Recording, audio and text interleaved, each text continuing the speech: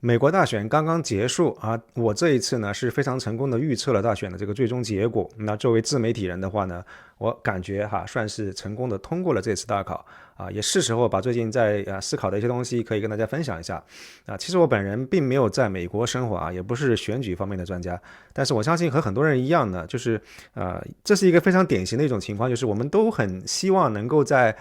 各种消息满天飞，然后被信息狂轰滥炸的年代，可以努力在重重叠叠的迷雾当中能够看清楚未来的方向哈。那怎么样能够做到这件事情？我觉得这个美国大选是一个非常典型的一个案例，值得分享一下。那我是在10月17号提前3周就成功的预测了，就是这个大选必定会是以这个民主党的惨败而告终。当时呢，其实左派还沉浸在这个哈里斯要赢的这么一个幻觉当中，而我们的这个王局这样的团队也做了一个大选的分析，说双方实力非常接近，难分伯仲。那为什么我当时就敢打王局的脸说他的团队对于美国大选的这个分析比较业余不专业呢？原因就在于他们其实都犯了一个共同的错误，那就是太过于迷信民调的数据。而我本人在选前其实就已经非常的笃定，就是大家对于民调数据的这个痴迷可能会被选举的结果打破。那其实对于民调的质疑已经由来已久了，因为在2016年和2020年这2个年份的民调都曾经出现过非常显著的失误。而对于我来说，真正开始质疑民调数据的可信度其实那个时候发生的这个时间点，我觉得也不是特别久，但是好多人可能都已经忘记了，就是当时在拜登退选的时候很多人对于这个消息也跟现在一样感到非常的突然，非常的茫然。所以你看到咱们这个夏明教授麻省理工斯隆商学院的这个黄亚生大教授他们都对于拜登的退选是如山考比，觉得他非常高风亮节。没有什么特别的这个情况底下，这个比分相差也不大，就是主动的退出，把这个机会让给新人。所以我当时还特别的这个发视频嘲笑过他们。那当时的情况是，总统辩论结束以后，拜登的表现不够好。但是如果我们看民调数据的时候，就会发现说，其实特朗普的领先优势也不过是从1.5扩大到了3.1个百分点。那这一点点差距不算大，因为一般来讲的话，民调数据超过10个百分点是一个心理门槛，意味着说这个落后的候选人想要翻身，这个机会就已经很渺茫了。所以理论上来说，3个百分点的差距是不足以让这个民主党的高层抛弃拜登的哈。那我们现在当然知道，其实在7月20号的时候，民主党他们是出示了一个内部的民调数据给拜登，这样才能够成功的说服了拜登他们一家人这个放弃竞选的这个想法。那所以注意，这里有一份内部民调，拜登呢是看到这个内参以后才愿意放弃，所以这个细节呢也就意味着说，我们在主流媒体上看到的这个民调和真实的这个选举的情况有非常大的差距。所以从这里开始，我就已经不再会一味的相信主流媒体给我们推送的这个民调数据了。当然了，我相信每个人都知道，这个民调数据其实是非常重要的一个选举情报，因为它直接决定了这个参选人会如何有效配置他们的这个选举资源。那对于我们来说，作为吃瓜群众，我们肯定看不到这个内部的这个民调资料。不过好在我们有一个替代的方案，就是可以看到赌盘的数据我相信如果当时把这个 Polymarket 这么一个66个百分比对8个百分比的这个数据放到拜登面前的话58个百分点的差距也是非常有说服力的。那为什么民调3.1个百分点的这个差距跟赌盘58个百分点的差距放在一块儿的话，会显得这2个数据的这个差别会这么远呢？其实我们也知道，就是说这2个数据它并不是一回事儿民调看的是支持率，到底你支持拜登还是特朗普。但是赌盘的话，它赌的是赌徒对于最终的选举结果谁赢谁输这么一个结果的一个评估。所以这2个东西呢其实不是一回事儿。主要是因为这个美国选举制度的设计它这个并不是直接说100个人支持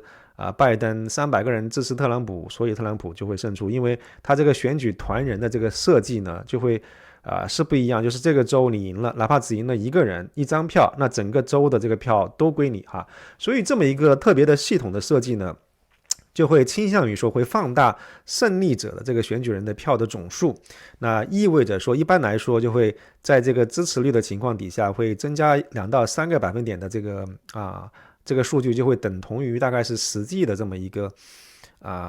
你获胜的这么一个概率。那这里我们不妨简单粗暴一点，用5%这个比较大的数据来调整民调数据之后再比较的时候，我们就会看到说民调这个时候显示出来的最终胜负的这个概率13%，跟赌盘的数据58%，这个时候这两个数字是同一回事。即便是做了这个调整以后，我们看到这个数据依然是很大，差距很显著。那所以呢，我们回过头来看6月27号总统辩论结束以后，大家一直在揣测说这个拜登呢，他会不会退选？那其实在7月21日拜登正式向公众宣布退选决定之前，我们已经可以通过赌盘非常清晰的知道最终的结果了。因为7月19日我们看到我们这赌徒他们在赌这个概率的时候会看到拜登退选的这个概率已经高达85%了。这个时候其实拜登他还没有看到他的这个内部的这个民调数据，还在向公众辟谣说他会继续参选。所以这个铁一般的事实告诉我们，就是一帮赌徒当他需要放自己的真金白银的钱去赌的时候，他们真的会非常认真的做功课跟我们在网上看到这些听床式的这个情况是截然不同。那另外一个非常典型的例子就是在挑选副总统候选人这个事情上Polymarket 当时的这个数据也相当的有说服力，因为多数人当时是认定宾州州长夏皮罗他是最佳人选，然后他的支持率高达73%，而 Tim Walz 他的支持率只有10%。当然我们也知道结果就是因为当时奥巴马就力荐 Tim Walz， 然后哈里斯也对他有莫名其妙的好感，所以夏皮罗并没有被选择成为副总统候选人。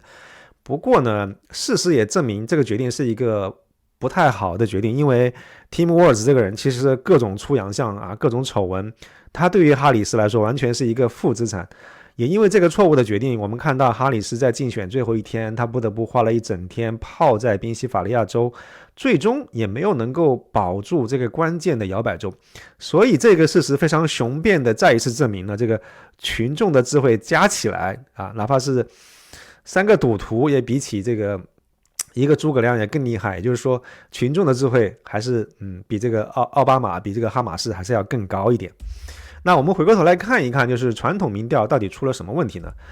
要搞清楚这个事情的话，我们首先要搞清楚到底是谁在做这个民调。主要的大选的民调，我们看到是有媒体跟大学方面的一些背景相对独立的这个民调机构大概只占30%不到29%的这个比例。而我们都知道，这个媒体和高等教育，他们不单单有非常明显的左倾的政治倾向，而且他们通常在实际当中也没有能够保持中立的这么一个态势。事实上呢，美国对于而事实上我们也看到，就是美国人对于媒体的这个信任度的确是从以前的7-8成显著下降到了3成，这个降幅是非常巨大的。而民调的历史数据它本身的表现也是非常能够说明问题的。我们可以看到多数的时候这个出来的民调结果是偏向民主党的，他们会夸大民主党的这个支持率，尤其是看到2016、2020年这2个年份是川普出来竞选的时候，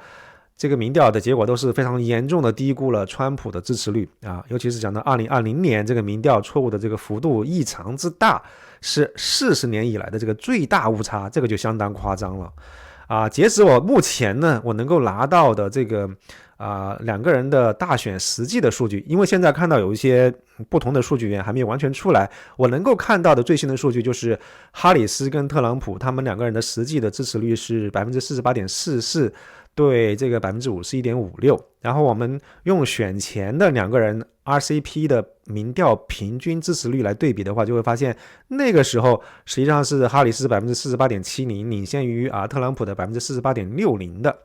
那我们会发现这个民调实际上是高估了哈里斯 0.26 个百分点，而低估了特朗普 2.96 个百分点，整体上是偏向了民主党 3.22 个百分点。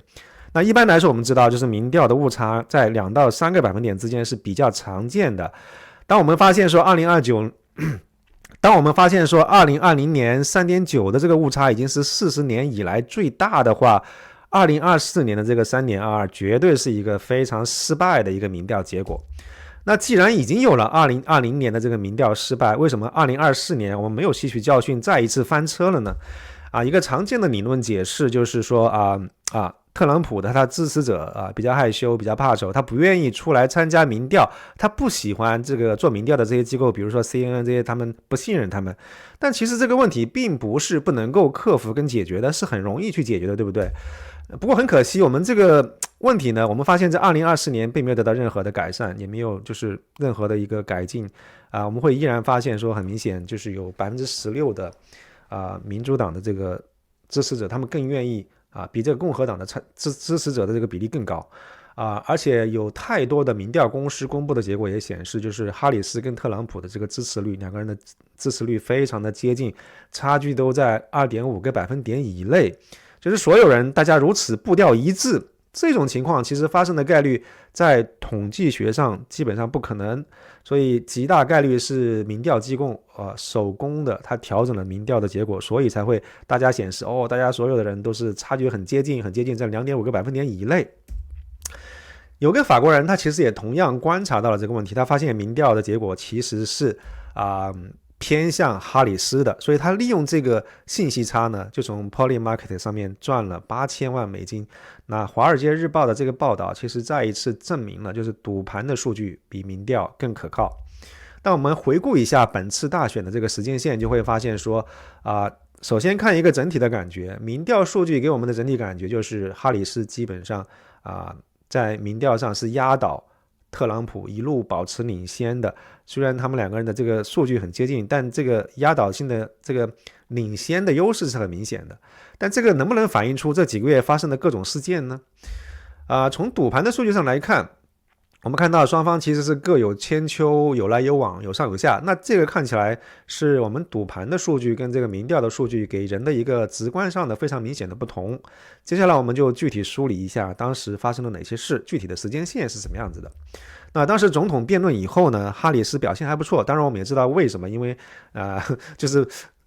主持人就是当时的各种条件的设置是比较倾向于他的。然后这个事情发生了以后呢，哈里斯的选情实际上是上扬的，我们会看到赌盘数据也显示，就是蓝色的线条高于红色的线条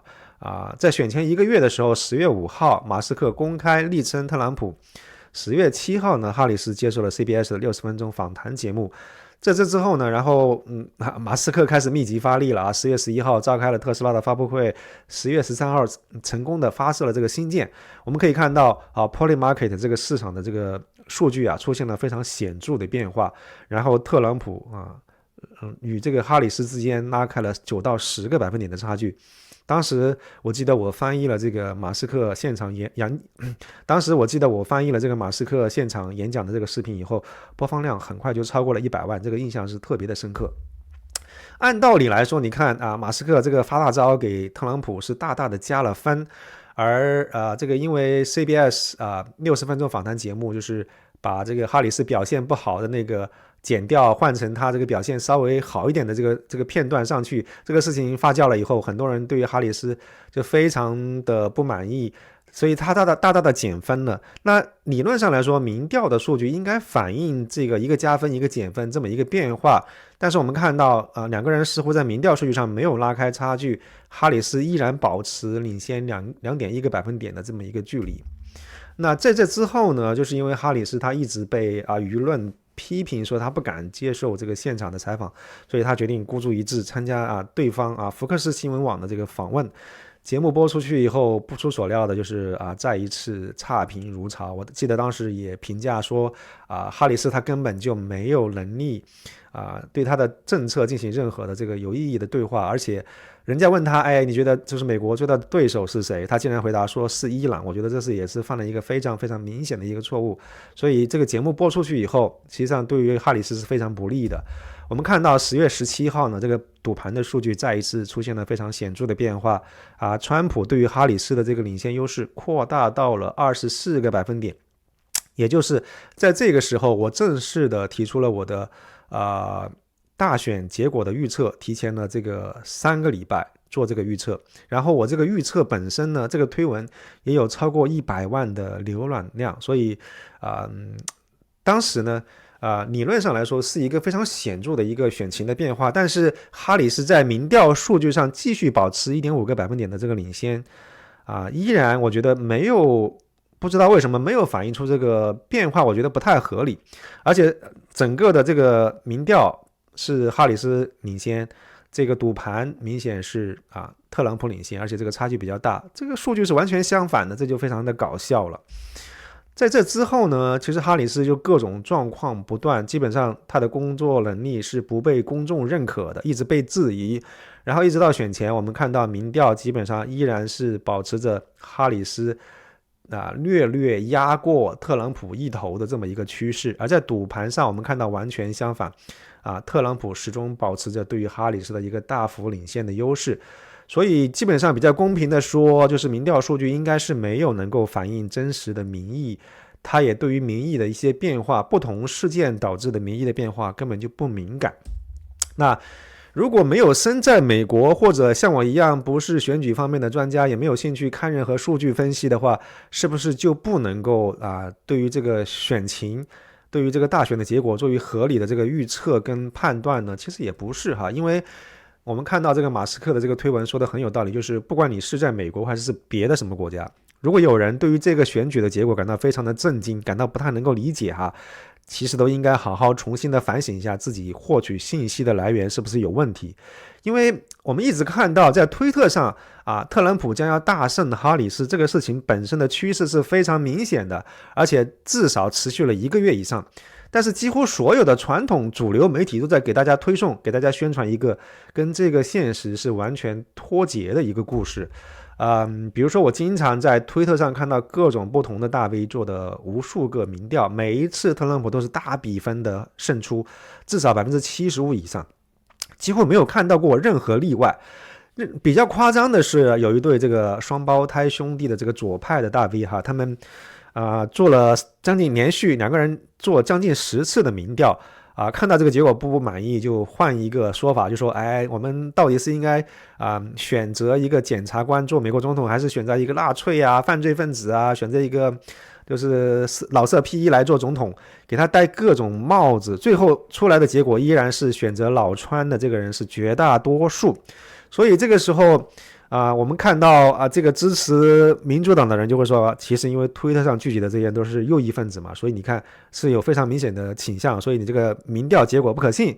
但是说实话，我也没有看到任何其他的社交平台，比如说Instagram， 比如说 Facebook， 比如说 YouTube 上面有这个哈里斯的民意呼声更高的这种民调结果有人放出来，没有看到过。而且说实话，